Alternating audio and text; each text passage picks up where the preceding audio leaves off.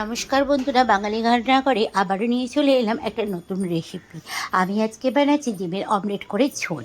আর এই রেসিপিটা দেখবার জন্য তোমাদের কাছে অনুরোধ রইল। তো এখানে আমি 6টা ডিম নিয়ে নিয়েছি, দেখতেই পাচ্ছ। আর এইদিকে আমি লম্বা লম্বা করে আলুটাকে কেটে নিয়েছি, আর লম্বা লম্বা করে পেঁয়াজটাকেও কেটে নিয়েছি। ডিমের অমলেট করে ঝোল করতে গেলে পেঁয়াজ আর আলুটাকে এইভাবেই কাটতে হয়। এবার আমি একটা মিক্সি নিয়ে নেবো, আর মিক্সিতে ভালো করে মশলাটা বেটে নেবো।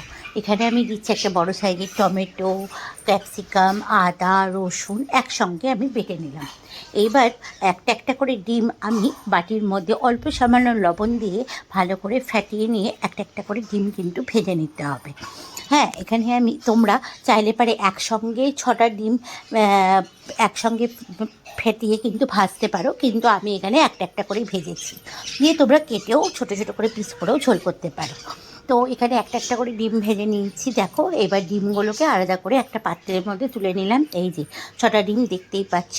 এইবার আমি প্রথমে ওই কড়াইয়ের মধ্যেই সর্ষের তেল দিলাম, আর এবার ওই কেটে রাখা আলু আর পেঁয়াজটা ভালো করে ওই তেলের মধ্যে ভেজে নিতে হবে, লাল লাল করে। লাল লাল করে ভেজে নেব যতক্ষণ না পেঁয়াজ আর আলুটা এমন করে ভাজতে হবে যাতে পেঁয়াজ আর আলুটা লাল লাল করে ভাজতে ভাজতে আলুটা সিদ্ধ হয়ে যায়। এবার ওই বেটে রাখা মশলাটা দিয়ে ভালো করে কষাতে হবে, ততক্ষণ না আদা আর পেঁয়াজের গন্ধটা যাচ্ছে ততক্ষণ অবধি কষাতে হবে। আর এদিকে তারপরে এক এক করে লবণ, হলুদ, কাশ্মীরি লঙ্কার গুঁড়ো দিয়ে দেবো। তোমরা সবাই জানো কাশ্মীরি লঙ্কার গুঁড়ো দিলে পারে কিন্তু আলাদা একটা রঙ আসে তরকারিতে। এবার ভালো করে কষানো হয়ে গেছে। এবার সামান্য একটু জল দেবো, জল দিয়ে ঢাকা দেবো যতক্ষণ না আলুটা সিদ্ধ হচ্ছে। এবার জল দিয়ে ঢাকা দিয়ে দিলাম। এবার দেখো মশলাটাও কষানো হয়ে গেছে।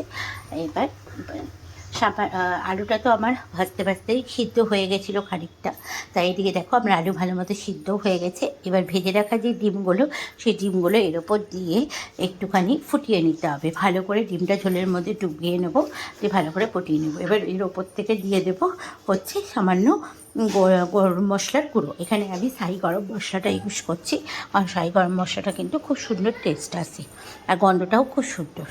তো রান্নাটা আমার অলমোস্ট হয়ে গেছে। এবারে আমি গরম গরম একটা পাত্রের মধ্যে সার্ভ করে নেব। তাহলে এই রান্নাটা তোমাদের কেমন লাগলো বন্ধুরা, অতি অবশ্যই কমেন্টস করে জানিও। ভালো লাগলে লাইক করো। দেখা হচ্ছে আবারও একটা নেক্সট ভিডিওতে তোমাদের সঙ্গে। সবাই ভালো থাকবে, সুস্থ থাকবে। আজকের মতো সবাইকে টাটা।